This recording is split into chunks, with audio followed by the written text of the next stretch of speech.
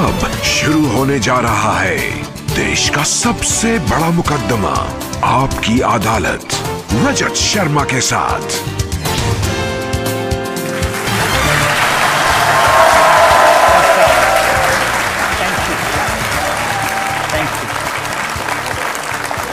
आपकी अदालत में आज का हमारा मुकदमा बहुत खास है। मेरे मेहमान हैं एक ऐसी शख्सियत जिन्होंने पहलगाम के दुखदाई हमले के बाद पूरी दुनिया में पाकिस्तान को एक्सपोज किया, जिन्होंने ऑपरेशन सिंदूर के बाद भारतीय सेनाओं के शौर्य और पराक्रम की गाथा पूरी दुनिया को बताई। प्लीज वेलकम लीडर बैरिस्टर जनाब असदुद्दीन ओवैसी।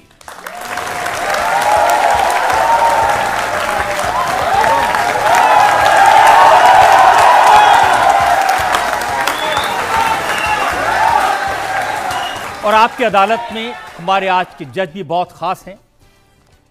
हमारी सेना की बहादुरी, हमारी सेना के शौर्य का प्रतीक हैं, जिन्होंने अपना जीवन देश की रक्षा में भारतीय सेना में लगाया है।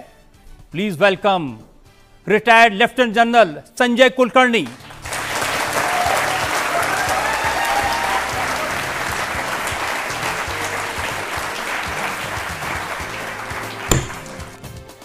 अदालत की कार्रवाई शुरू की जाए।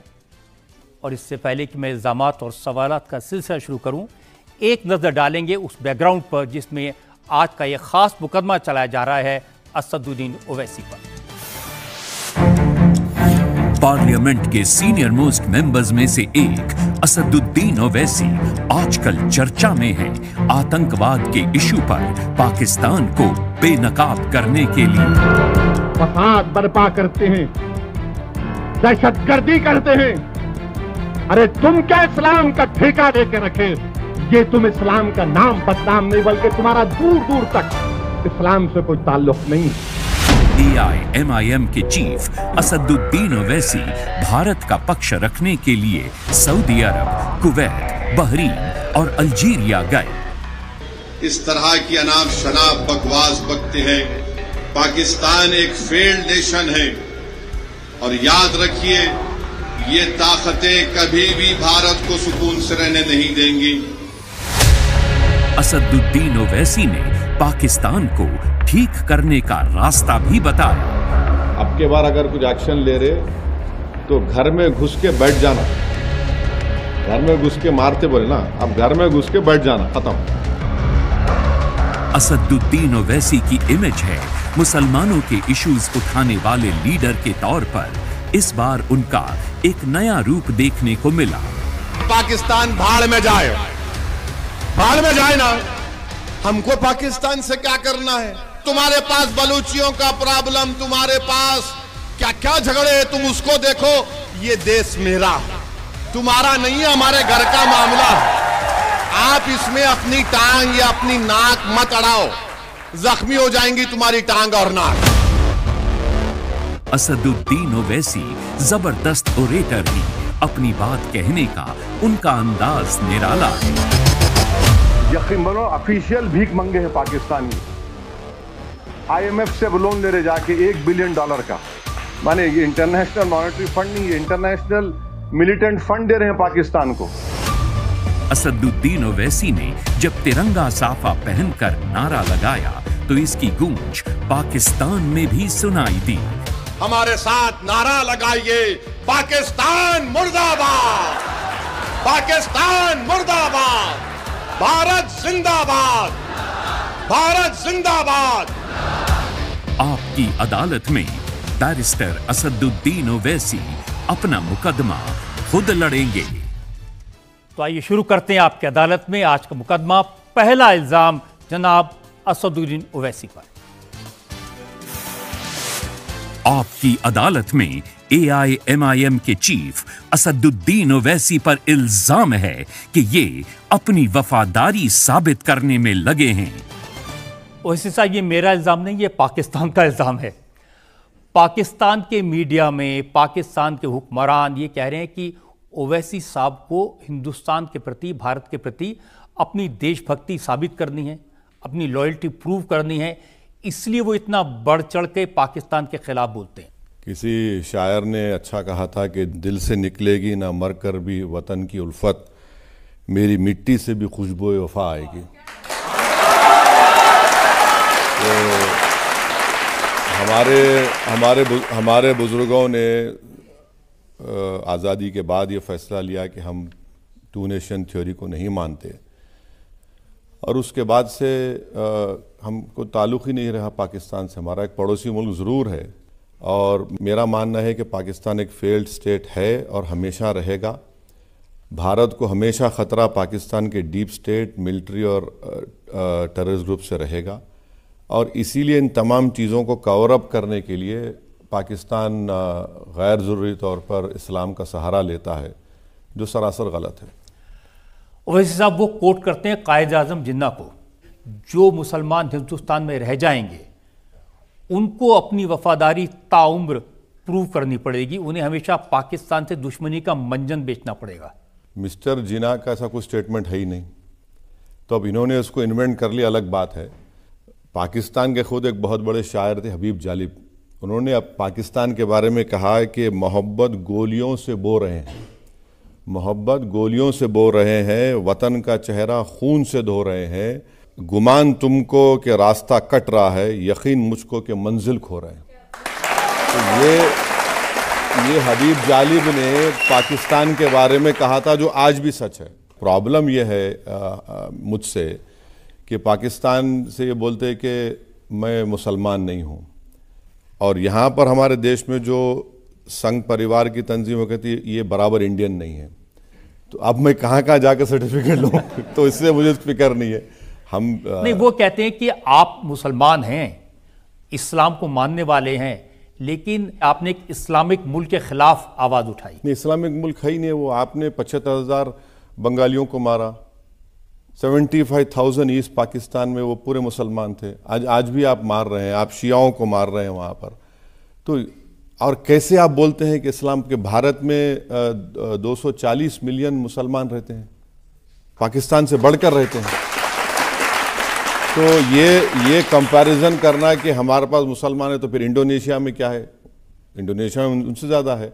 तो पाकिस्तान अपनी नाकामियों को छुपाने के लिए, और रजत जी पाकिस्तान की जो मिलिट्री है ना, दुनिया में ऐसी कोई मिलिट्री नहीं है जो रियल एस्टेट का भी कारोबार करती, होटल का कारोबार करती, बिजनेस करते वो लोग। तो उन तमाम चीज़ों को कवर करने के लिए इस्लाम का एक लवादा। देखिए, मिलिट्री के चीफ आसिम मुनीर साहब ने तो ये कहा कि 2 ही रियासतें कलमा के आधार पर बनी हैं, एक मदीना और 1300 साल बाद पाकिस्तान।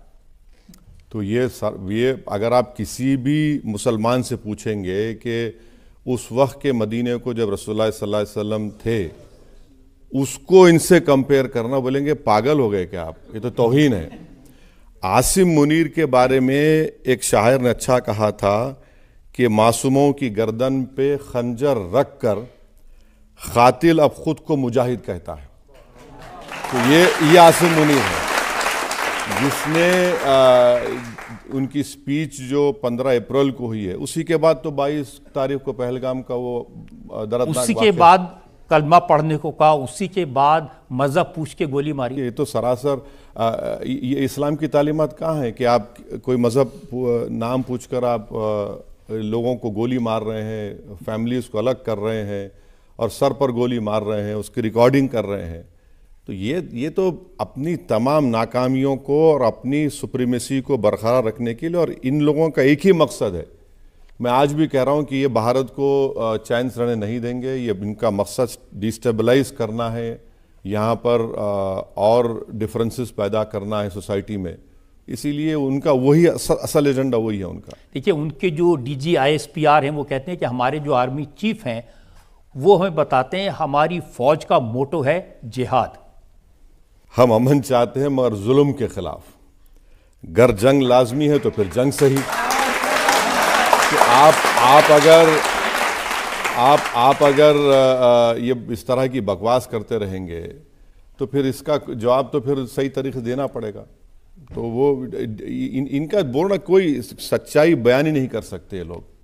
हर जगह चले जाते हैं। अभी इनको सऊदी अरेबिया से $2 बिलियन का लोन सैंक्शन हुआ। 2024 में 14 बिलियन का उन्होंने मांग की, शायद वो भी हो जाएगा। IMF से लोन, वर्ल्ड बैंक से लोन, एशियन डेवलपमेंट बैंक से लोन। अगर आप वाकई में इस्लाम की बात कर रहे हैं तो आपकी इकोनॉमी की इतनी बर्बाद क्यों है? पूरे विश्व में 2 देशों में एक किस्म का पोलियो होता है, पाकिस्तान, अफगानिस्तान में। आप उसको पोलियो ख़त्म नहीं कर रहे हैं, मगर आपकी मिलिट्री का एक्सपेंडिचर GDP का 2.92 है, भारत का 1.72 है। तो इस पर इन तवज्जो नहीं है। इनके पाकिस्तान की गरीब आवाम की गरीबी ख़त्म करना, वहाँ पर फ़ायदा पहुँचाना नहीं, सिर्फ इनका एक ही मकसद है कि अपनी सुप्रीमेसी को, वेस्टेड इंटरेस्ट को बरकरार रखने के लिए भारत को हमेशा टारगेट करते रहो। उनका दावा है कि उनका फोकस इस्लाम पर है, उनका फोकस मुसलमान पर है, इसलिए उन्होंने जो ऑपरेशन किया हिंदुस्तान के खिलाफ उसका नाम भी उन्होंने कुरान की आयत के नाम पर रखा। बुनियादन मखसूस उन्होंने नाम रखा। कुरान की एक आयत है कि एक शीशा पीला हुई दीवार की तरह बन जाओ, मगर इतने झूठे हैं कि उससे पहले कुरान में अल्लाह ये कह रहा है कि तुम सच बात क्यों नहीं कहते? सच बात बोलो। सच बात तो बोले ही नहीं। जो कुरान की आयत का, सूरे का जिक्र कर रहे हैं, वो तो उससे पहले भूल गए उस चीज़ को। तो जो बुनियादी मकसद है पैगाम इस्लाम का, सच्चाई का, आप उसको नहीं बोल के बुनियादन मखसूसन का आप नाम दिए उसको। और कैसे नाम दे रहे हैं आप किसी पहलगाम में आप इस तरह की हरकत करके इस्लाम को टेररिज्म से कैसा जोड़ रहे हैं? आप जोड़ ही नहीं सकते आप। और वो आप कर रहे हैं। आपकी पूरे मुल्क में सबसे ज़्यादा टेरर ग्रुप्स हैं, सैंक्शन ग्रुप्स हैं। उसामा बिन लादेन वहाँ पर पाया गया। जितने यूनाइटेड नेशन के प्रोस्क्राइब टेररिस्ट है वहाँ पर है। बल्कि आसिम मुनीर को जो उनकी दावत हुई थी, उनको बड़ा पोस्ट मिलने के बाद, एक बाजू तस्वीर है, एक यूनाइटेड नेशन का प्रोस्क्राइब टेररिस्ट है। हम 9 जगह पर मारते हैं लश्कर के हेडक्वार्टर पर, तो वहाँ पर जो नमाज जनाजा पढ़ाता है वो टेररिस्ट है अमेरिका के लिस्ट में। तो कौन सा आप इस्लाम की बात? लेकिन वो तो कह रहे हैं कि आपने टेररिस्ट के अड्डों को नहीं मारा, मदरसों मस्जिदों को तबाह किया। नहीं, जो 9 मुकामात थे जो यूनाइटेड नेशंस के प्रिस्क्राइब लिस्ट में ऑर्गेनाइजेशन का हेड ऑफिस था, उस पर हमला हुआ। ना मिलिट्री को मारा पाकिस्तान के, ना सिविलियन कोई जगह पे कैजुअल्टी हुई। तो जिस जगह से हमारे को ख़तरा हो रहा है, जहाँ से हमले हो रहे हैं, तो वे तो ज़रूरी है। उनका दावा यह है कि हम तो इस्लाम को डिफेंड करने के लिए लड़ रहे हैं। और अभी तो उनके प्राइम मिनिस्टर कह रहे थे कि हम चाहते तो उनके 10 प्लेन मार सकते थे हिंदुस्तान के, हमने 5 ही मारे। एक और स्टेटमेंट है उनके प्राइम मिनिस्टर का कि मैं स्विमिंग कर रहा था, माने स्विमिंग ट्रंक्स में थे वो, और हम लोग मेरा फ़ोन बजा, मालूम हुआ कि भारत ने पहले ही अटैक कर दिया हम पर। तो मुझे किसी एक इंटरनेशनल जर्नलिस्ट ने पूछा कि ये कैसे हुआ? मेरा हमारे पास नमाज फजर आधा घंटा पहले होती, पहले हम अल्लाह अकबर कह के कर दिए वहाँ पर। तो ये सब जो 9 एयर बेसिस पर हमने अटैक किया, अगर हम चाहते तो मुझे यकीन है कि जज साहब मुत्तफिक होंगे कि हम उस पूरे एयर बेस को बर्बाद कर सकते। सिर्फ हमने रनवे को निशाना बनाया, और निशाना बनाकर हमने कहा कि भाई साहब ये ट्रेलर है, समझ जाइए। तो वो किया। मेरा मानना है कि हमने बेहतरीन मौसर तरीके से उनको जवाब दिया और उनको एक पैगाम मिल गया, और उसी के बाद इसलिए उनके DGMO को हमारे DGMO से बात करना पड़ा। पब्लिक में से हम सवाल ले सकते हैं 1-2। मेरा सवाल आपसे ये है कि पाकिस्तान ऐसा दिखा रहा है कि उसने जंग जीत ली है, टैंक पर चढ़ के नारे लगा रहा है, ऐसे लोगों पर आप क्या कहेंगे? तो ये दुनिया के सबसे बड़े झूठे हैं, नकली काम करने की इनको आदत है और करते रहेंगे। तो आसिम मुनीर ने अपने ही देश के प्राइम मिनिस्टर को एक तस्वीर बनाकर दी, और वो तस्वीर में ये था कि हम जीत गए। वो तस्वीर भी नकली थी, वो चाइना के किसी एक आर्मी का एक्सरसाइज की मीटिंग थी। तो जो अपनी पेंटिंग को तक सच नहीं दे सकते, खुद उनका प्राइम मिनिस्टर कह रहा है कि मैं स्विमिंग कर रहा था और मुझे मालूम हुआ। 9 एयरबेस पर इंडिया ने अपने ब्रह्मोस मिसाइल से उनको एक मौसर जवाब दिया। तो पाकिस्तान शुरू से यही कहता है, तो वो उर्दू में कहावत है, गिरे तो गिरे टांग मेरी ऊपर। तो वहाँ वहाँ देखा मैंने, जो पाकिस्तान के वजीर आज़म हैं वो एक टैंक पे चढ़ के बोल रहे थे, उस टैंक को उन्होंने घास वास से ढक दिया था, दिखाने के लिए जैसे कोई कॉम्बैट बैटल। टैंक वहाँ पे टैंक चला ही नहीं ना, टैंक चला ही नहीं। आपने सिर्फ पूंछ में हमला किया, पूंछ में सिविलियन मारे गए और पूंछ में एक मस्जिद का इमाम मारा गया। जब इस्लाम कहाँ चला गया? वो ट्विन बच्चे मारे गए, वो मुसलमान थे, कई मुसलमान, जब इस्लाम कहाँ चला गया आपका? तो ये तो सिर्फ ड्रामेबाजी है और अपनी जनता को दिखाने के लिए। ये कभी कोई जंग नहीं जीते ये लोग, ना कभी मुस्तकबिल में जीतेंगे इंशाअल्लाह ताला। अगर दोबारा हिमाकत करेंगे तो मुझे लगता है कि फिर वो बहुत महंगा साबित होगा अब की बार। और मेरा तो मानना यह है कि ऑपरेशन सिंदूर उस वक्त तक ख़त्म नहीं होना चाहिए जब तक वो 4 आतंकवादी हमको नहीं मिल जाते जिन्होंने 26 लोगों को मारा। सर, पाकिस्तान में आज भी मीडिया और मदरसों का सहारा लेकर लोगों को गुमराह किया जा रहा है। क्या आपको नहीं लगता है कि खतरा भी टला नहीं है? बिल्कुल, मैं एग्री हूं आपसे। खतरा कभी नहीं टलेगा, खतरा हमेशा रहेगा जब तक पाकिस्तान की आर्मी उस देश को कंट्रोल करते रहेगी। जब वो कंट्रोल करेंगे तो भारत के खिलाफ टेररिस्ट ग्रुप्स को सपोर्ट करते आए हैं, वो खतरा रहेगा। आपको हमको चौकस रहने की ज़रूरत है और हमेशा उनके जो बुरे प्लानिंग है या उनकी जो नीयत है उसको हमको कामयाब होने देना है बस।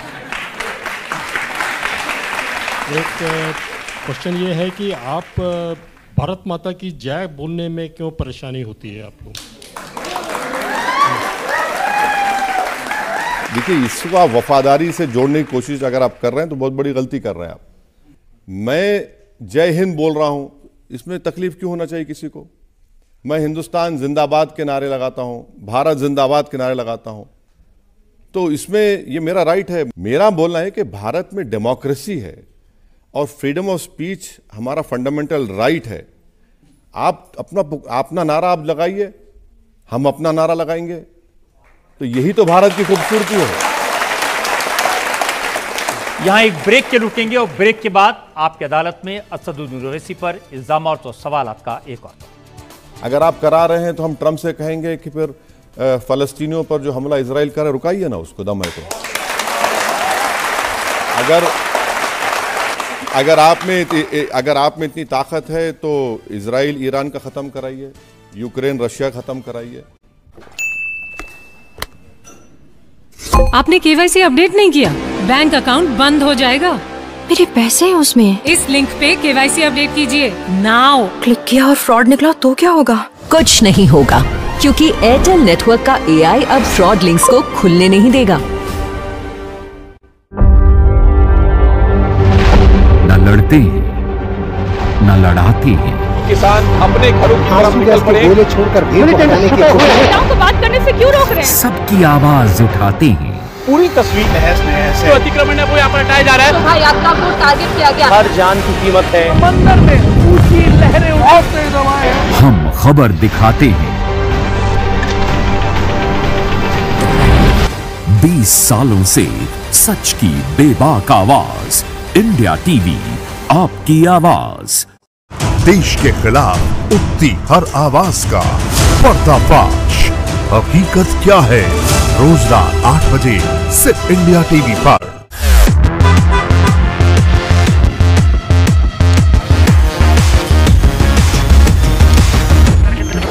स्पीड ढूंढ रहे हैं ना? यहाँ नहीं मिलेगी। स्पीड चाहिए तो इंडिया टीवी स्पीड न्यूज आइए, देश का पहला 24/7 फास्ट न्यूज चैनल। योग की मुहिम स्टूडियो से शुरू होकर पहुंची हर घर। सेहत की क्रांति हुई ऐसी कि पूरी दुनिया योग करने लगी। आपको भी मिल रहा है सुनहरा मौका, घर बैठे इंडिया टीवी पर आने का, योग गुरु से इनाम पाने का। तो लगाएं योग पंचायत, वीडियो बनाएं और भेज दें 9350593505 पर। रोगों से जंग स्वामी रामदेव के संग सुबह 8 बजे सिर्फ इंडिया टीवी पर।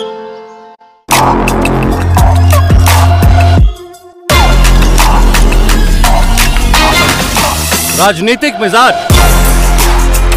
अलग अंदाज, खुलेगा हर राज। कॉपी पर कुरुक्षेत्र। Welcome back. आपकी अदालत में आज हमारे मेहमान हैं AIMIM के चीफ असदुद्दीन ओवैसी। आपकी अदालत में अगला इल्जाम। आपकी अदालत में AIMIM के चीफ असदुद्दीन ओवैसी पर आरोप है कि ये झुकने वाली सरकार के साथ खड़े हैं। अब देखिए, मीडिया में बहुत कहा जा रहा है कि डोनाल्ड ट्रंप ने 16 बार कह दिया कि मैंने हिंदुस्तान को डरा दिया, झुका दिया, मैंने ट्रेड डील की धमकी दी, इसलिए हिंदुस्तान ने वॉर रोक दी। नहीं, पहले तो डोनाल्ड ट्रंप को नॉलेज बराबर नहीं है। तो मैं इतने हफ्ते से बड़ा एहतियात से बोल रहा था, क्योंकि यूएस से हमारा एक स्ट्रेटेजिक रिलेशनशिप है।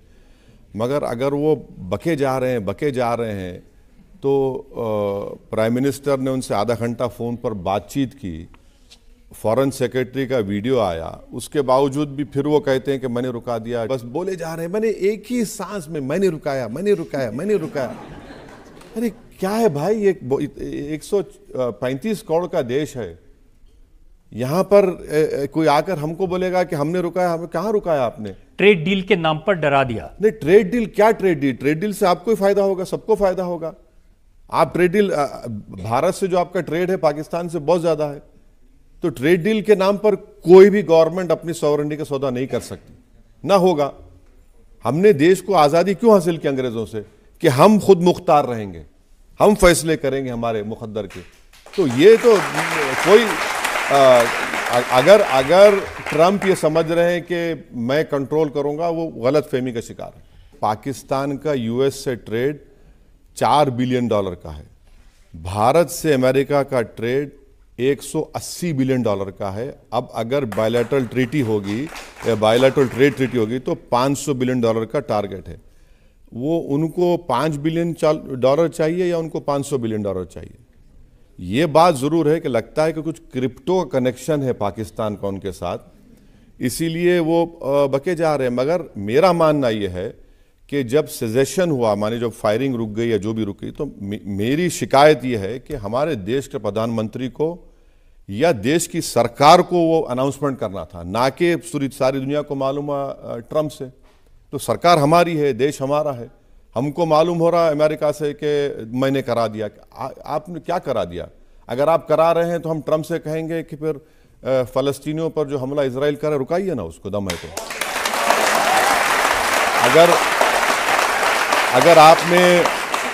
अगर आप में इतनी ताकत है तो इजराइल ईरान का ख़त्म कराइए, यूक्रेन रशिया ख़त्म कराइए। ये बार बार बोले जा रहे हैं, माने अजीब तरीके से। लेकिन हमारे यहाँ भी लोग हैं जो कह रहे हैं कि नरेंद्र सरेंडर। नहीं, अब वो पार्टी के नेता बड़े हैं, उनकी पार्टी में काबिल लोग हैं।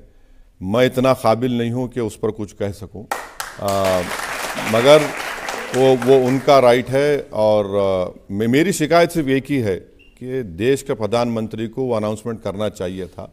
मगर मैं ये फिर से कह रहा हूँ इस बात को कि हम तमाम को बड़ा गर्व है, फ़ख्र है हमारी देश की फोर्सेस के ऊपर, और जिन्होंने बड़ी बहादुरी के साथ ख़ास तौर से 9 या 8 की रात को गुजरात का जो पाकिस्तान का बॉर्डर है, राजस्थान का जो पाकिस्तान का बॉर्डर है, जम्मू, पंजाब, कश्मीर, पाकिस्तान ने अपनी पूरी तवानाई लगा दी वहाँ पर, और हमारी सेनाओं ने, हमारे एयर डिफेंस सिस्टम ने बेइंतहा बेहतरीन तरीके से उसका रोक दिया उसको। तो मुझे बहुत फ़ख्र है और हमेशा रहेगा। अब ये पॉलिटिकल स्टेटमेंट्स जो दिए जा रहे हैं वो गवर्नमेंट और वो दूसरे लोग देख लें, मगर जहाँ तक मेरा मानना है, अगर पाकिस्तान दोबारा हिमाकत करेगा तो मुझे लगता है कि बहुत ही ख़तरनाक जवाब मिलेगा उनको। लेकिन ट्रंप साहब सिर्फ बोल नहीं रहे, उन्होंने जनरल आसिम मुनीर को व्हाइट हाउस में बुलाया, लंच खिलाया, सहलाया, बहलाया। देखिए, आसिम मुनीर अगर गए हैं वहाँ पर तो उनको जानना चाहिए कि अमेरिका फ्री लंच नहीं देता किसी को। तो उनसे बराबर वो आसिम मुनीर से जिजिया वसूल करेगा, और जिजिया ये रहेगा कि जो ईरान का जो बॉर्डर है वहाँ पर वो कुछ ना कुछ करने वाले हैं, और दिख के आ जाएगा सामने। और ट्रंप को बल्कि यूएस एडमिनिस्ट्रेशन को समझना चाहिए कि आसिम मुनीर के उस फंक्शन में एक टेररिस्ट जो वांटेड है यूएस में, वो बाजू बैठकर फोटो ले रहा है, आप उससे मिल रहे हैं। जो टेररिस्ट मारे गए थे उनकी नमाज जनाजा यूएस गवर्नमेंट ने उसको टेररिस्ट घोषित किया, वो नमाज जनाजा पढ़ा रहा है, पाकिस्तान की आर्मी खड़ी हुई है, ट्रंप उससे मिल रहे हैं।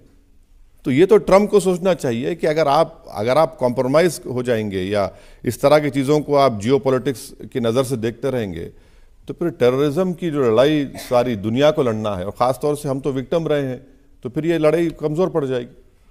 देखिए, जिस समय ऑपरेशन सिंदूर ख़त्म हुआ, ये सीज़ फायर हुआ, उसके बाद पाकिस्तान के प्राइम मिनिस्टर हैं, उन्होंने स्पीच दी थी, उन्होंने सबका शुक्रिया अदा किया। उन्होंने पापा ट्रंप का, चाचा चीन का, मामा टर्की का, सबको बहुत बहुत शुक्रिया कहा।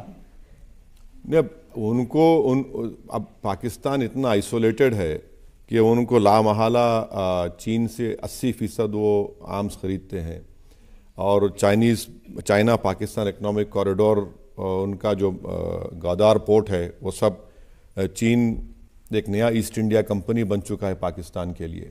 मगर चीन में जो जिनजियांग का इलाका है, जहाँ पर आज भी मुसलमानों पर बड़ा जुल्म हो रहा है, पाकिस्तान का कोई प्राइम मिनिस्टर पिछले 7-8 साल में एक लफ्ज़ नहीं बोलता उसके बारे में। क्यों नहीं बोलते भाई? आप जब इस्लाम का नाम लेते हैं तो उस प्रोविंस में जो हमारे लेह लद्दाख से लगा हुआ इलाका है, वहाँ पर ईस्ट तुर्कमेस्तान जो उसको बोलते हैं, वहाँ पर कोई बोलता ही नहीं उस बात को। इसलिए नहीं बोलते क्योंकि इनको चाइना से CPEC जो प्रोजेक्ट है उसमें उनको पैसे चाहिए, उनको चाइना के तमाम हथियार चाहिए, चाइना से उनको तमाम अपना इलेक्ट्रिसिटी का सामान चाहिए। तो इसलिए कंफर्टेबली वो सिर्फ भारत का जब मामला आता है तो इस्लाम का नाम लेते हैं, और वहाँ जहाँ चीन का मामला आएगा भूल जाएंगे। अच्छा, टर्की की बात, टर्की ने खुद जो कर्डिश टेररिस्ट ग्रुप्स थे, अब तो उन्होंने उनसे बातचीत कर ली, ख़त्म कर लिया, मगर वो बॉम्ब करते थे, अपने ही देश में बॉम्ब करते थे उनको। आप बताइए, अपने देश में आप एयरफोर्स से उन ग्रुप्स पर बॉम्ब करते थे, फिर आपने सीरिया में उन ग्रुप्स पर बॉम्ब किया। तो ये एक अजीब एक कोalition बना हुआ है।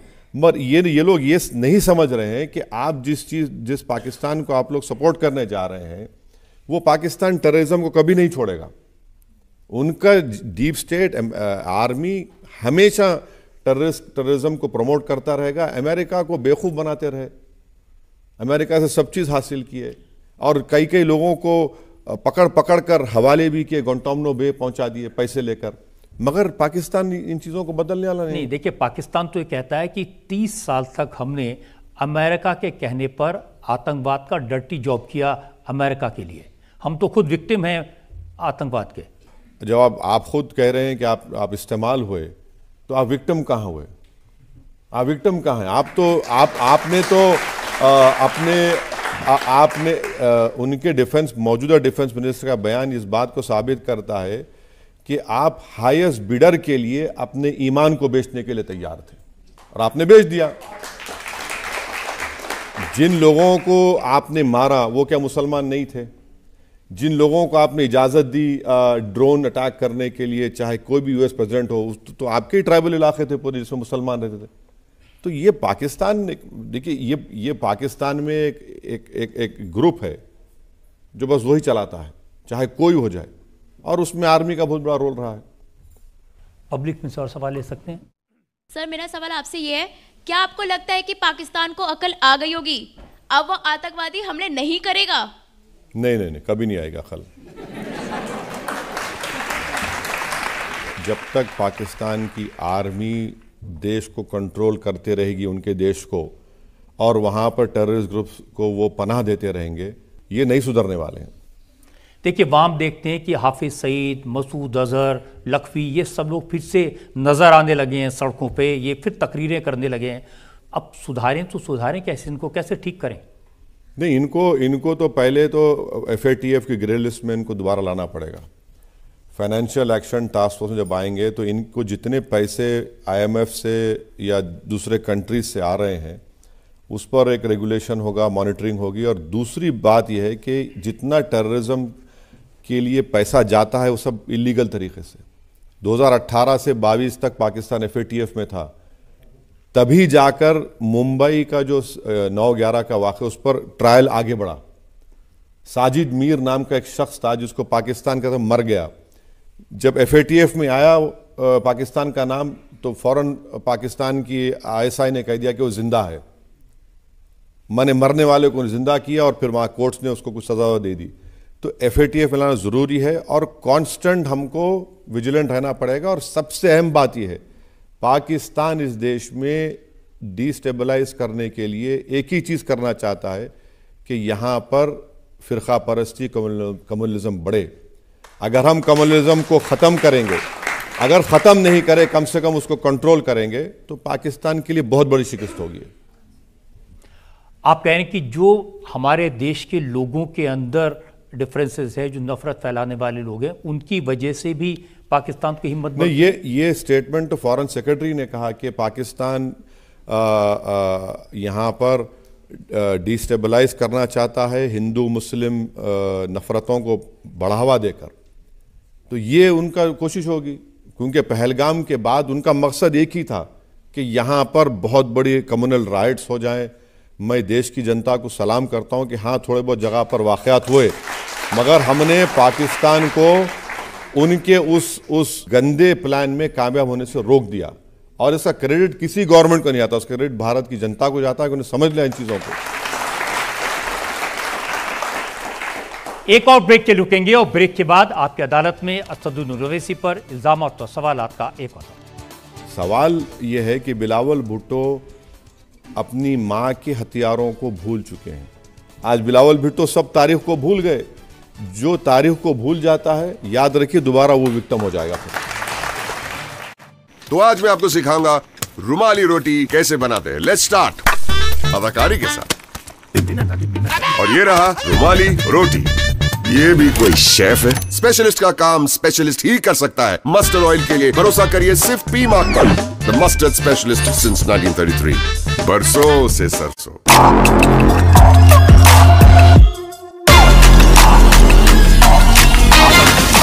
राजनीतिक मिजाज, अलग अंदाज, खुलेगा हर राज। कॉपी पर कुरुक्षेत्र, शाम 6 बजे सिर्फ इंडिया टीवी पर।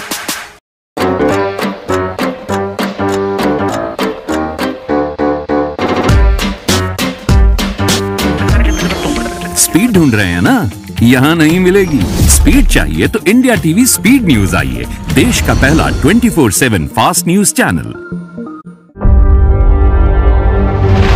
न लड़ते हैं, न लड़ाते हैं।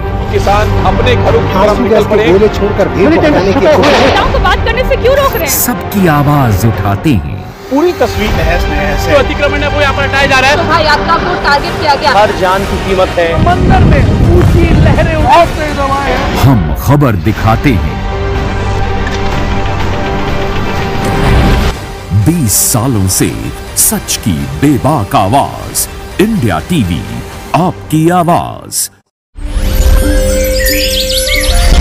योग से है सेहत, योग ही है शक्ति, योग है जीवन, योग ही है संजीवनी।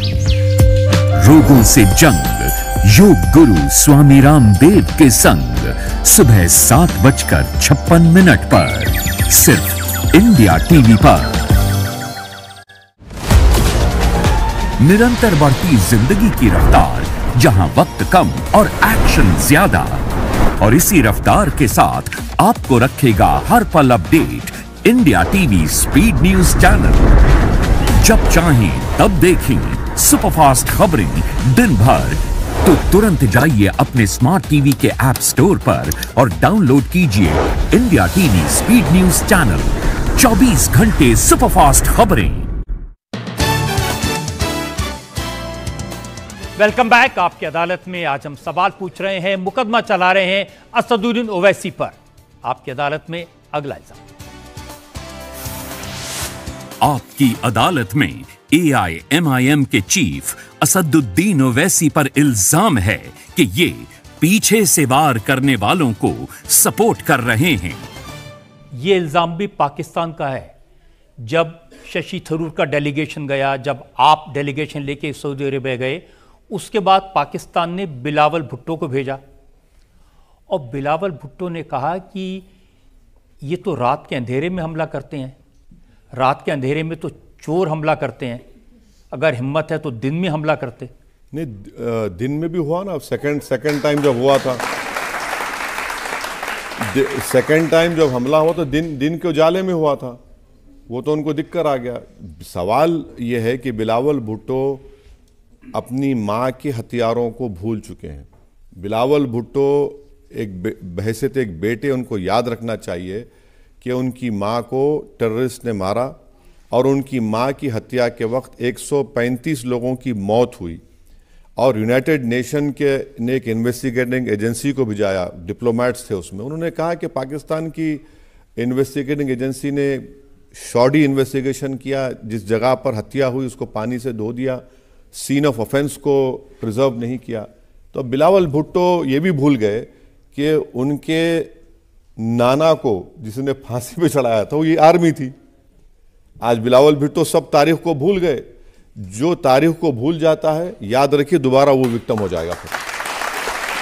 अब तो बहुत बढ़ चढ़ कर बोल रहे हैं। वो तो कह रहे हैं कि अगर हमारा पानी बंद किया, अगर वाटर ट्रीटी को रिवाइव नहीं किया, तो फिर दुनिया में पहली न्यूक्लियर वाटर वॉर होगी। देखिए, इंडिया ने नो फर्स्ट यूज का हमारे पास कंडीशन है। आप यूज करेंगे तो जाहिर इंडिया को भी यूज करना पड़ेगा। और जब ये हालात ऐसे आप इस तरह की बकवास कर रहे हैं, पानी अगर आप प्राइम मिनिस्टर, गवर्नमेंट ने सबने कहा कि आप पानी ले रहे हैं, पानी को ट्रीटी का हमने अबेंस में रखा, ट्रीटी खत्म नहीं हुई, पानी आज भी जा रहा है। क्योंकि हम पानी कहाँ रखेंगे, पानी आज भी जा रहा है, मगर हम ये कंट्रोल कर रहे हैं कि तुमको पानी, जब तुम बीज बोओगे उस वक्त पानी नहीं मिलेगा तुमको, क्योंकि तुम भारत में दहशतगर्दी के बीज बो रहे हो पिछले 70 साल से। अगर तुम्हारे किसानों को पानी चाहिए तो तुमको भारत में वो ये खत्म करना पड़ेगा। पानी तो आज भी जा रहा है, मगर हम कंट्रोल कर रहे हैं पानी को। तो ये बोलना कि हम ऐसा करेंगे, बिलावल भुट्टो इस तरह की बचपने की गुफ्तगू ना करें। वो देख लें, भारत की ताकत को महसूस कर चुके हैं। और कोई आज इस देश में एक मूड ये है कि अगर कोई पड़ोसी मुल्क हमारे देश में आतंकवाद करेगा, गवर्नमेंट किसी की भी, आज मोदी है कल नहीं रहेंगे, मगर एक तो बन चुका है ना, एक आपने एक बना दिया एक चीज को, उसको दूसरी सरकार को भी करना पड़ेगा। अब तीसरी बार जब होगा, चौथी बार जब होगा, तो कहां पे होगा फिर, ये उनको समझना चाहिए। कहां पे होगा? कहीं पर भी हो सकता है, कहीं पर भी हो सकता है। हमने सिर्फ आपके रनवे पे किया है, कहीं आपका पूरा एयरबेस ना चला जाए, कहीं आपका जितने भी आपकी अहम मुकामात हैं, अगर आप भारत की डैम्स पर या पानी के नाम पर आप करेंगे तो क्या हम क्या चुड़ियां पहन के बैठे हैं? ये हमारी फौज किस लिए रखी गई है? सिर्फ दिखाने के लिए। इतने सब जो हथियार हम पूरा इतना ले रहे हैं, क्या करने के लिए? देश की सुरक्षा के लिए तो लेकर रखे हैं। तो अगर आप इस तरह की बकवास करेंगे तो जो 7 और 8 के दिन हुआ और 9 और 10 के दिन हुआ, उनको सीखना चाहिए उससे। अब शहबाज शरीफ तो ये कहते हैं कि रात को 2:30 बजे फ़ोन की घंटी बजी और पता चला कि भारत की ब्रह्मोस अंदर तक पहुंच गई। वो हमारे हैदराबादी जबान में बोलते हैं कि हम सिर्फ तुमको झलक दिखाए बेटा। तो वो तो ब्रह्मोस मिसाइल है। अगर आप और हिमाकत करते तो जाहिर है फिर समंदर से भी कुछ होता, आपके समंदर से भी कुछ होता आपके ऊपर। तो ये गलत फहमी है पाकिस्तान को कि हमने ऐसा कर दिया था, वैसा कुछ नहीं किया आपने। भारत की मिलिट्री सुप्रीमेसी बरकरार थी और हमेशा रहेगी इंशाअल्लाह ताला। उनका तो ये कहना है कि अगर हमारा पानी बंद करोगे, सिर्फ बिलावल भुट्टो की बात नहीं, मैं पाकिस्तान की फौज की बात कह रहा हूं, तो हम आपकी सांसें बंद कर देंगे। नहीं, आपकी आबादी कितनी है, हमारी आबादी कितनी है, आप नहीं ये सांसें कैसा बंद करेंगे आप कहाँ से आप पहले तो बलूचियों पे हमला बंद करिए, आप पहले ईरान की आउटपोस्ट पे हमला बंद करिए।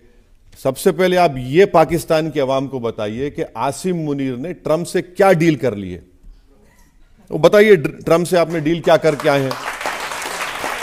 डील देखिए, ट्रंप ने उनको व्हाइट हाउस लेकर गया तो इसका मतलब ये नहीं कि ट्रंप ने उनको सिर्फ वहां पर बिठाकर खाना खिलाया। ट्रंप ने कुछ कहा होगा कि बेटा अब उस बॉर्डर पर तुमको कुछ करना है, हमारे लिए नाचना पड़ेगा, तो नचाएंगे उनको वहां पर।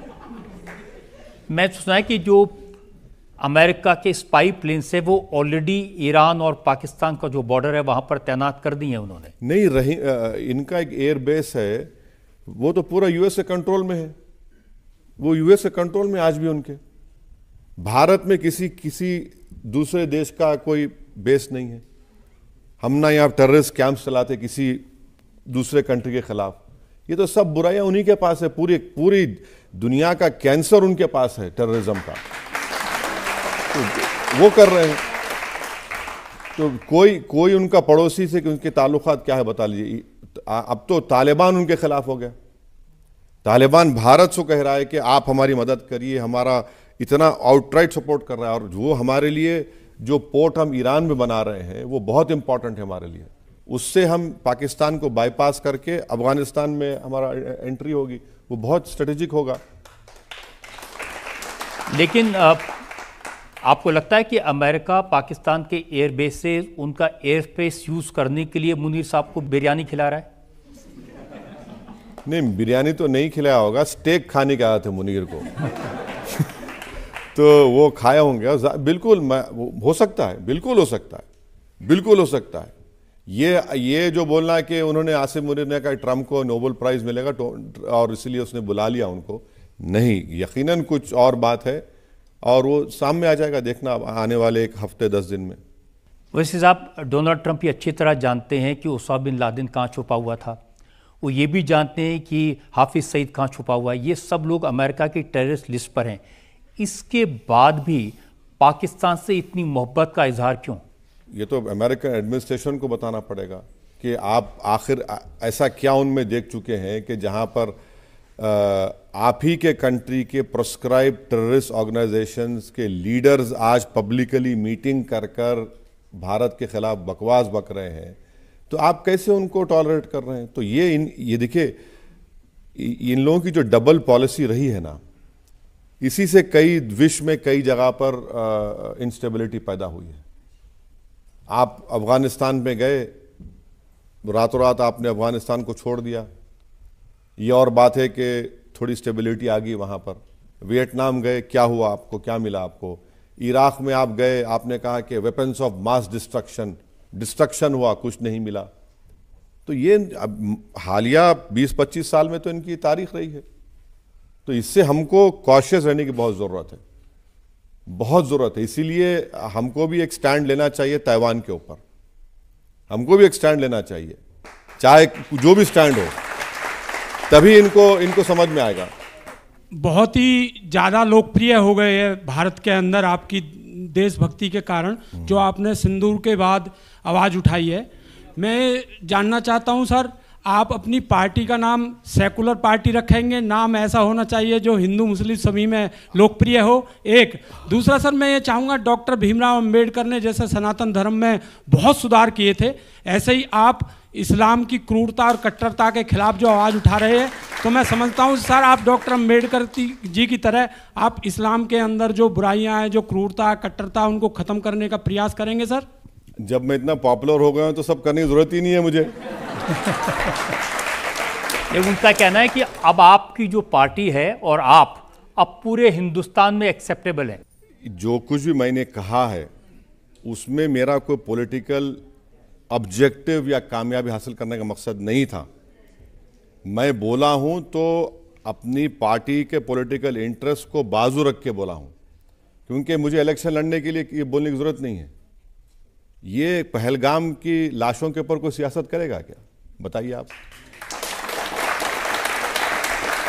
जो कुछ पहलगाम में हमने देखा, आपने देखा, हमने वो दर्दनाक नज़ारों को देखा, माने वो लोग तो जिनको गोली मारी वो तो उस दुनिया में नहीं रहे, मगर जिन्होंने जिंदा छोड़ दिया वो तो क्या गुजर रहे होंगे आज भी सोचिए आप, उन बच्चों के ऊपर, उन माओं के ऊपर, माने वो तो जिंदगी भर का गम लेकर जिएंगे जब तक जिंदा रहेंगे। तो अब रहा साल पार्टी के नाम का, तो वो एक लंबी बहस है, अकाली दल है, शिवसेना, दो हो गए, तो उसको आप क्या बोलेंगे। एक और ब्रेक के रुकेंगे और ब्रेक के बाद आपकी अदालत में असदुद्दीन ओवैसी पर इल्जाम और सवालात का एक और दौर। हम बीजेपी को रिप्रेजेंट करने नहीं गए, हम देश को रिप्रेजेंट करने के लिए गए। जहां तक बात बीजेपी की है, देखिए समंदर के दो किनारे एक नहीं हो सकते, तो उसमें मुतमईन रहिए आप।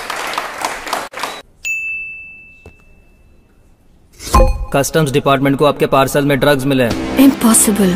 पर उस पे आधार नंबर तो आपका है। इस लिंक पे क्लिक करके आईडी वेरीफाई कीजिए। क्लिक किया और फ्रॉड निकला तो क्या होगा? कुछ नहीं होगा, क्योंकि एयरटेल नेटवर्क का एआई अब फ्रॉड लिंक्स को खुलने नहीं देगा।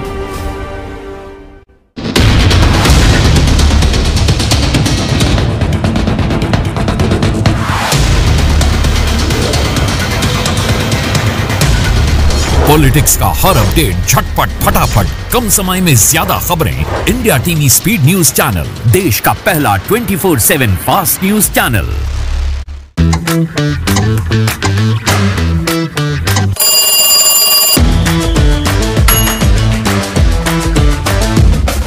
9 बजे 9 खबर सिर्फ इंडिया टीवी पर। न लड़ते हैं न लड़ाते हैं। किसान अपने घरों की तरफ निकल पड़े, गोले छोड़कर भीड़ को हटाने की कोशिश। महिलाओं को बात करने से क्यों रोक रहे हैं? सबकी आवाज उठाते हैं। पूरी तस्वीर तहस नहस है। अतिक्रमण है वो यहाँ पर हटाया जा रहा है। शोभा यात्रा को टारगेट किया गया। हर जान की कीमत है। समंदर में ऊंची लहरें उठते हुए हम खबर दिखाते हैं। 20 सालों से सच की बेबाक आवाज। इंडिया टीवी, आपकी आवाज।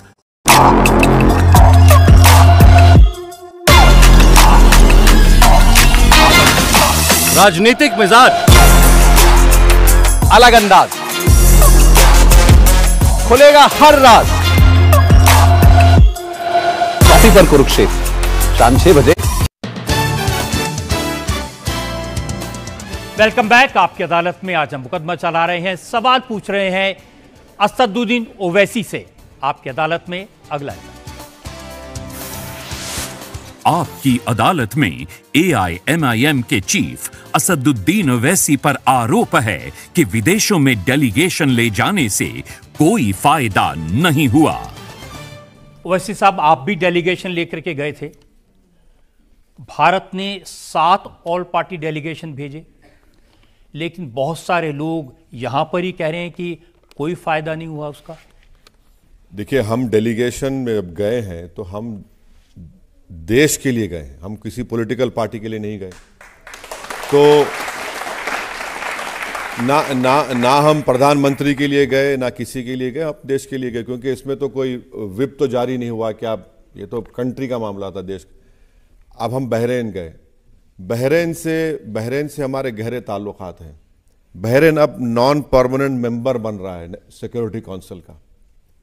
पाकिस्तान चेयरमैन है, हमको उनकी ज़रूरत पड़ेगी, वहाँ डेलीगेशन गया। ये लोग ये भूल रहे हैं कि 2019 में बहरीन ने हमको एक वांटेड टेररिस्ट भारत को दिया। ये लोग ये भूल रहे हैं कि बहरीन में उनकी आबादी 7 लाख है, 3 लाख तो भारत के नागरिक वहाँ पर काम करते। और अहम बात यह है कि 2018 में जब पाकिस्तान को FATF में डाला गया तो बहरीन ने हमारी मदद की थी। बावजूद वो GCC का मेंबर है, एक मुस्लिम कंट्री है, उन्होंने हमारी मदद की। दूसरा, हम कुवैत को गए। कुवैत में 10 लाख भारत के लोग रहते हैं, और कुवैत ने भी हमको शायद 2019 में एक वांटेड टेररिस्ट को दिया। कुवैत ने भी हमको ये चारों कंट्रीज, हमारा जो ग्रुप गया, ये middle east, north Africa task force के मेंबर्स हैं, और इनकी हमको मदद की ज़रूरत है। कुवैत के हमने डिप्टी प्राइम मिनिस्टर से मुलाकात की, वहाँ के उनके पास जो शूरा है वो उनसे मुलाकात की। बहरीन में जो जैसे हमारा लोकसभा है उसका जो स्पीकर है वो बेंगलुरु का पड़ा हुआ है, उसने कहा कि हाँ मैं जानता हूँ। जब मैंने उनको याद दिलाया कि सर बेंगलुरु में इंडियन इंस्टीट्यूट ऑफ साइंस पर टेररिज्म का अटैक हुआ था, उन्होंने कहा कि यस मैं बेंगलुरु में पढ़ा हूँ, वो तो प्रीमियर इंस्टीट्यूट रहा है, मुझे जानता हूँ, मुझे तकलीफ है उस बात की। कुवैत को गए, फिर किंगडम ऑफ सऊदी अरेबिया को जब गए, वहाँ पर क्या 27 लाख भारत के लोग काम करते हैं, और हमने वहाँ पर बोला, उनको याद दिलाया कि 2012 में आपके उलमाओं ने टेररिज्म के खिलाफ फतवा दिया था, और उस फतवे में आपने कहा था कि अगर पैसा भी इस्तेमाल होगा तो टेररिज्म है। तो जितने हम उनके फॉरेन ऑफिस के डेलीगेट्स उनके जिम्मेदारों से मिले, वो बोले कि हाँ बिल्कुल सही करें, हमने फतवा दिया। हमने उनको याद दिलाया कि मई 2003 में रियाद में अलकायदा ने हमला किया, उन्होंने कहा कि यस हम विक्टिम रहे हैं। आज से 6 साल पहले हूतियों ने आरामको के ऊपर मिसाइल ब्लास्ट किए।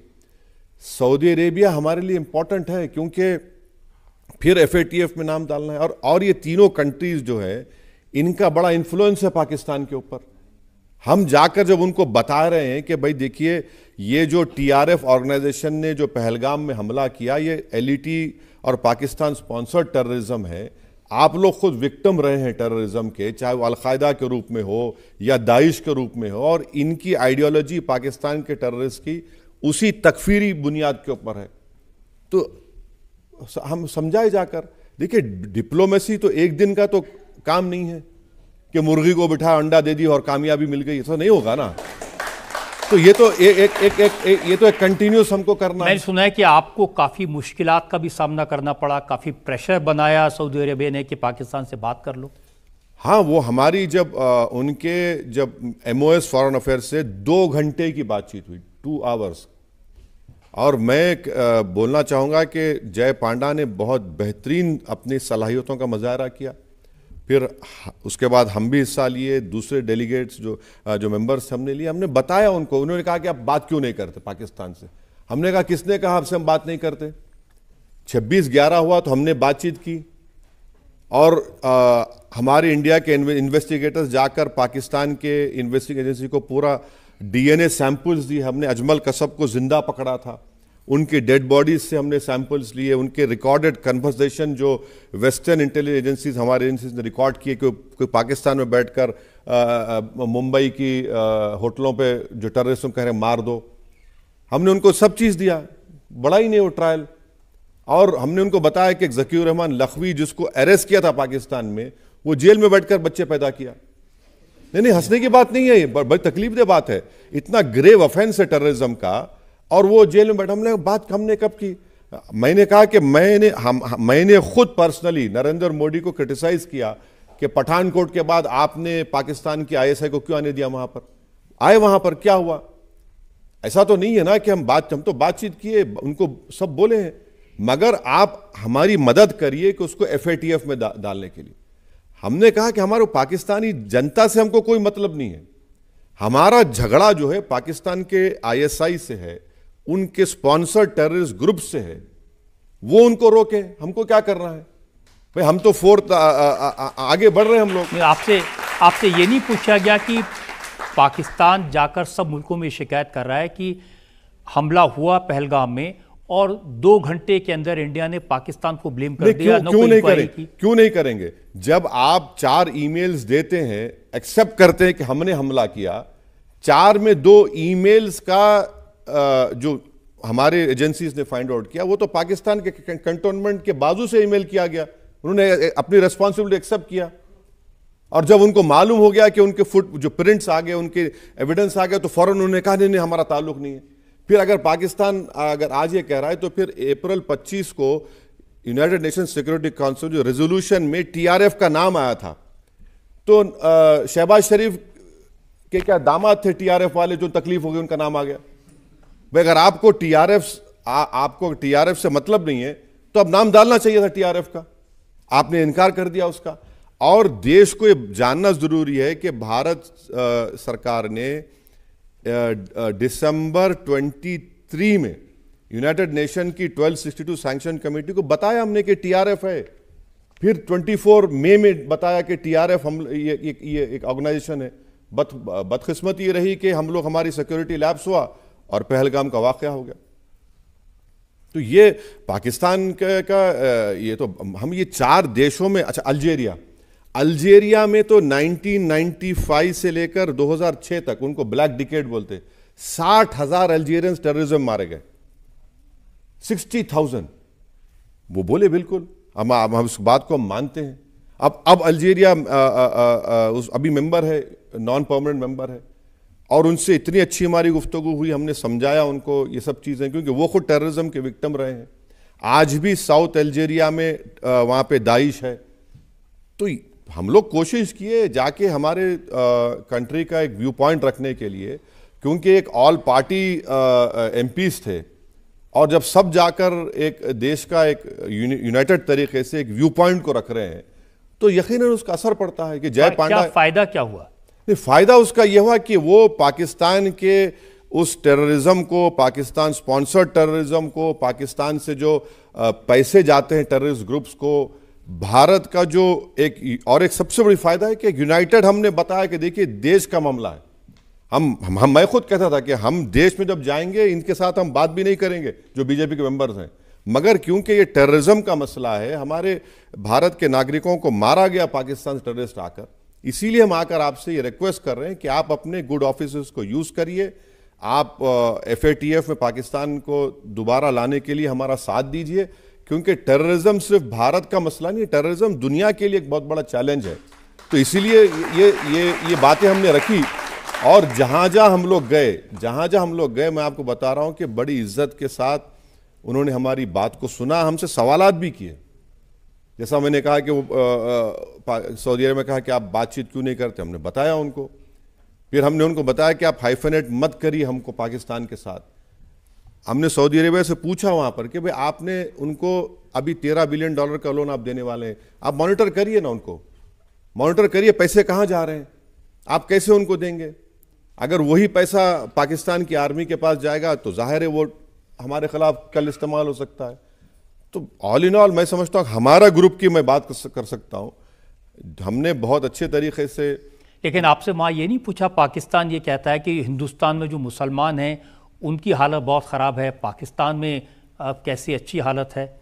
देखिए दुनिया इतनी छोटी है कि इंडिया में जो कुछ होता है वो दुनिया में लोग देखते हैं, चाहे आप मॉब लिंचिंग के वीडियो हो या फिर आप जो भी गलत काम यहाँ पर जो संघ परिवार के ऑर्गेनाइजेशन करते हैं, तो दुनिया में मालूम होता है। पूछे हमसे, हमने कहा कि हाँ हमारे पास इससे मैंने खुद कहा कि यस ये हुआ है, इससे हम इनकार नहीं कर रहे हैं, आप जो देख रहे हैं, मगर हमारे पास आज भी हमारे कोर्ट्स इंडिपेंडेंट हैं, कोर्ट्स आज भी कार्रवाई कर रहे हैं, और हमने उनको ये बताया कि इससे ये है, मगर हम जिस मकसद के तहत आपके पास आए हैं वो टेररिज्म का मामला था, और देश का एक व्यू पॉइंट रखने के लिए हम लोग ये बात करें। एक जगह पर हम बैठे थे तो उन्होंने कहा कि भाई आपका स्टैंड जो है पैलेस्टाइन के ऊपर बदल चुका है भारत का, और फिर हमने कहा कि भाई पैलेस्टाइन पे स्टैंड कहाँ बदला है हमारा स्टैंड तो आज भी वही है जो नेहरू महात्मा गांधी का था। ठीक है आज बीजेपी पावर में थोड़ा सॉफ्ट है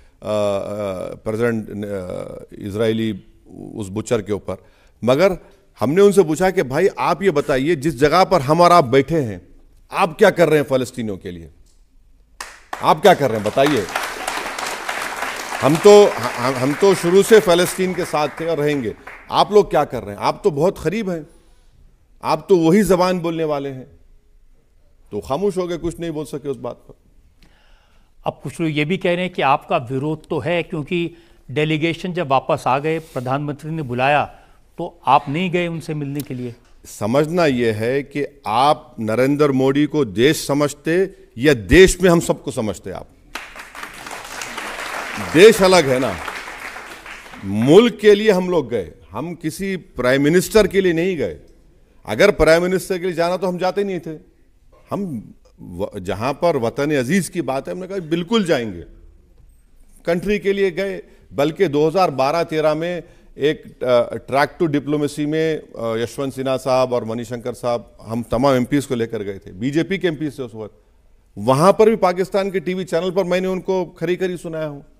तो ऐसा नहीं है कि हम लोग जाकर अपना व्यू पॉइंट भूल जाएंगे। तो कंट्री के लिए गए, आप देश में आए हैं तो यकीनन बीजेपी के खिलाफ थे और खिलाफ ही रहेंगे और बोलते रहेंगे। अब कांग्रेस के लोग तो कह रहे हैं कि जिस तरह से आतंकवादी खुलेआम घूम रहे हैं उसी तरह से हमारे एमपीज अलग अलग मुल्कों में खुलेआम घूम रहे थे। अब देखिए ये बयान जो है जनाब जयराम रमेश साहब ने दिया, ठीक है, उनको अपने पार्टी के जो एमपीज गए वो शायद उनसे बनती नहीं है उनकी, मगर वो ये भूल गए कि सुप्रिया सूले उनके इंडिया अलायंस का बहुत बड़ा हिस्सा है, डीएमके की हमारी बहन कनीमोजी उसका बहुत बड़ा हिस्सा है। उनके अलाइज गए तो फिर उनको आप क्या करें? ठीक है, हम तो भारत की बी टीम है तो वो कोई बात नहीं हमको, मगर ये जो इनके अलाइज गए उस पर तो सोच लेते। इस तरह का बयान देने से आप क्या फायदा कर रहे हैं? भाई आतंकवादी घूम रहे, हम भी कह रहे हैं उनको ऑपरेशन सिंदूर उस वक्त तक खत्म नहीं होगा जब तक वो 4 जालिम पकड़े जाएंगे। मगर आपके एमपीज पार्टी के, आपके इंडिया अलायंस के लोग चेयरमैन बन के गए हैं, तो आप इस तरह का बयान दे रहे हैं तो बड़ी अफसोसनाक बात है। एक नेता ने यह भी कहा कि मोदी जी ने एक ट्रैवल एजेंसी खोल दी है और सैर सपाटे के लिए इन एमपीज को भेज दिया है पूरे मुल्कों में। नहीं, आइंदा जिसने कहा उनको ही चेयरमैन बना के भिजाना चाहिए। और नहीं सुन लीजिए, और जितने हमारी फ्लाइट्स थे वो रात में थी, और आपको मालूम रात में जब फ्लाइट होती है तो आप सो नहीं पाते हैं। अब सुबह में आप टाइम डिफरेंस है, जैसा आप अल्जीरिया 4 घंटे आगे है, दोपहर में हम पहुंचे, एक फ्राइडे का दिन था, 2 बजे 5 बजे हमको कहा गया चलिए एम्बेसी में आप लोगों को मुलाकात है। तो कोई सैर तफरी हुई नहीं। कहाँ सैर तफरी हुई? अगर इसको आप सैर तफरी कहते हैं तो बड़ी गलत बात है। माने आप खामखा आपके जो पॉलिटिकल डिफरेंसेस इसको रखिए, बोलिए, मैं जानता हूं कि आपका डेमोक्रेटिक राइट है, मगर हमारा ग्रुप की हद तक मैं कह सकता हूं कोई सैर तफरी करने नहीं गया था। वो वीडियो दिखा रहे थे कि एक मेंबर गाना गा रही हैं। नहीं, देखिए मैं ना गाने सुनता हूं ना मुझे गाने सुनने का शौक है। मैं तो इन लाइटर वे मैं ये चाहूँगा कि आप मुझे सुने। नहीं, मगर उसमें बैकग्राउंड ये है कि अल्जीरिया में भारत के जितने लोग हैं वहाँ के लोग उनको भारत के लोग नहीं बोलते, जाने तू बोलते हैं उनको। अब हम भी परेशान हो गए, एयरपोर्ट पे हैं, जाने तू जाने तू। हम पूछे क्या है ये, क्या हो रहा है, जाने तू क्या? तो वो मालूम ये हुआ कि 1960 में एक जी शायद आप आपकी जवानी का पिक्चर होगा, तो वो उसमें वो पिक्चर बड़ा मशहूर हो गया, उसका गाना मशहूर हो गया। तो वहाँ की फॉरेन अफेयर्स स्टैंडिंग कमेटी के चेयरमैन बड़ा पावरफुल होता है, उन्होंने हमको रात में खाने की दावत दी। वो प्रोग्राम में नहीं था, उन्होंने कहा कि नहीं आना चाहिए। तो वहाँ पर उन्होंने जिक्र किया उस पिक्चर का, तो वो बीजेपी के एक एमपी साहब मेरे बाजू बैठी थी। अब वो उसने कहा कि वो गाना अच्छा था, तो बोले मुझे याद है। अब वो अचानक उन्होंने 1-2-3 उसके लाइंस पढ़ दिए। तो अब उस पर अगर कोई कह रहा है, वैसा कोई प्लान नहीं था, वो प्लान नहीं था। और अनफॉर्चुनेटली है कि हमने कहा भी था कि भाई वीडियो सब कोई नहीं लेगा, कोई सोशल मीडिया पे भी कोई नहीं डालेगा। तो खैर वीडियो में उसका बैकग्राउंड ये है, कोई सैर व तफरी नहीं था। वो मीटिंग रात में कि कब खत्म हुई मीटिंग, वो डिनर मीटिंग जाकर वो 11:45 तक चलती रही, और फिर दूसरे दिन सुबह में हमको भागना था। तो ऐसा कोई गलत उसको जो प्रेजेंट किया जा रहा है वो सही नहीं है। जनता में सवाल और ले सकते हैं। सारी जो यात्राएं मोदी जी ने लगभग 100 देशों की और 200 लगभग होने वाली हैं, वो जो यात्राएं होती है वो हमारे नेशनल इंटरेस्ट को लेकर होती है। प्रायोरिटी वही होती है सर, जहाँ भी जाएंगे हमारी जो प्रायोरिटी रहेगी वो किसी से मिलेगी नहीं, नेशनल इंटरेस्ट होता है सर।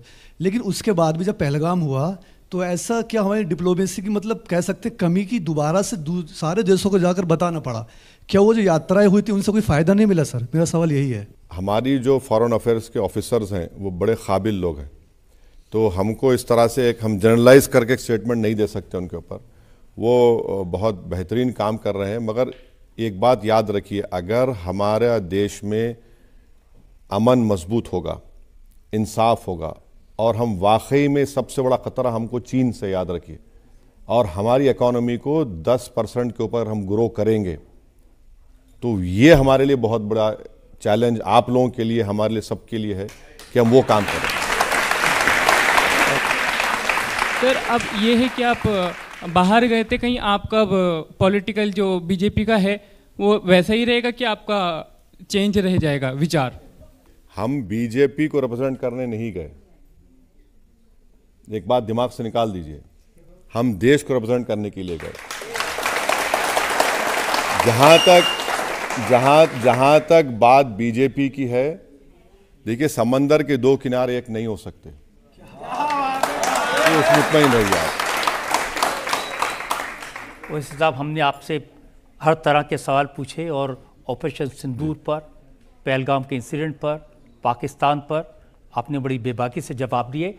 एक ब्रेक के रुकेंगे और ब्रेक के बाद सुनेंगे आपकी अदालत में आज के जज retired lieutenant general Sanjay Kulkarni का फैसला। आज के मुकदमे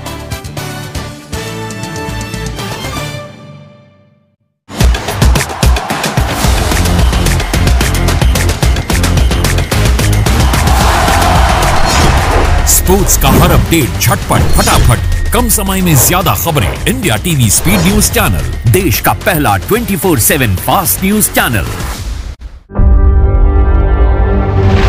न लड़ते हैं न लड़ाते हैं, किसान अपने घरों की तरफ निकल पड़े, गोले छोड़कर महिलाओं को बात करने से क्यों रोक रहे हैं? सबकी आवाज उठाते हैं। पूरी तस्वीर तहस नहस है। अतिक्रमण है वो यहाँ पर हटाया जा रहा है। शोभा को टारगेट किया गया। हर जान की कीमत है। समंदर में ऊंची लहरें उठते हुए हम खबर दिखाते हैं। 20 सालों से सच की बेबाक आवाज, इंडिया टीवी, आपकी आवाज। देश के खिलाफ उठती हर आवाज का पर्दाफाश, हकीकत क्या है, रोज रात 8 बजे सिर्फ इंडिया टीवी पर। योग की मुहिम स्टूडियो से शुरू होकर पहुंची घर घर। सेहत की क्रांति हुई ऐसी कि पूरी दुनिया योग करने लगी। आपको भी मिल रहा है सुनहरा मौका, घर बैठे इंडिया टीवी पर आने का, योग गुरु से इनाम पाने का। तो लगाएं योग पंचायत, वीडियो बनाएं और भेज दें 93505 93505 पर। रोगों से जंग स्वामी रामदेव के संग सुबह 8 बजे सिर्फ इंडिया टीवी पर। अब वक्त है आपकी अदालत में आज के जज retired lieutenant general Sanjay Kulkarni के फैसले का। असदुद्दीन ओवैसी साहब बहुत ही काबिल, ख्याति प्राप्त पार्लियामेंटेरियन पेश आए। उन्होंने हर सवाल को खुल के जवाब दिए और उनका मानना है कि पाकिस्तान कभी सुधरेगा नहीं। हैदराबाद में इनकी छवि एक परोपकारी, एक फिलैंथ्रोपिस्ट, दानी के रूप में जानी जाती है। एक होशियार, एक जज्बाती वक्ता जो अपनी तीखी ज़बान के लिए जाने जाते हैं और हैदराबाद में इनके बराबर की शख्सियत अभी नहीं है।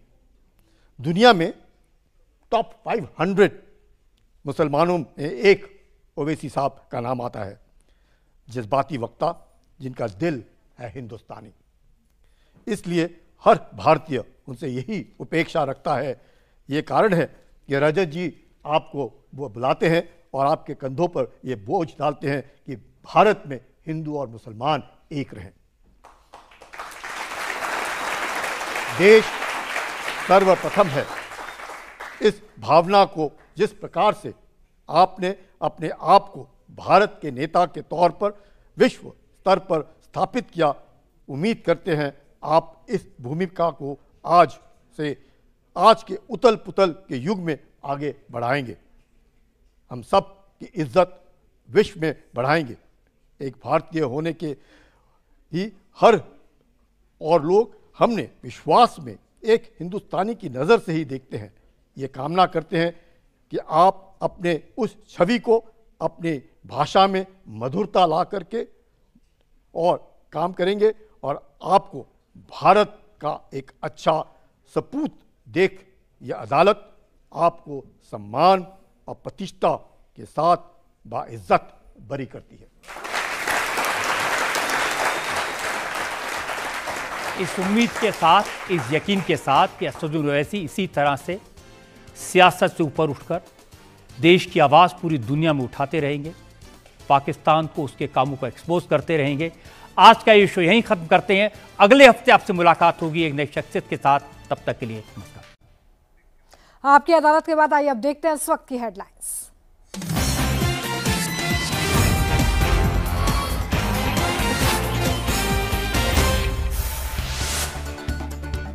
ईरान इजरायल में विध्वंसक युद्ध के बीच खामेनेई का बड़ा फैसला, उत्तराधिकारी नियुक्त करने की तैयारी। बंकर में छिपे ईरानी सुप्रीम लीडर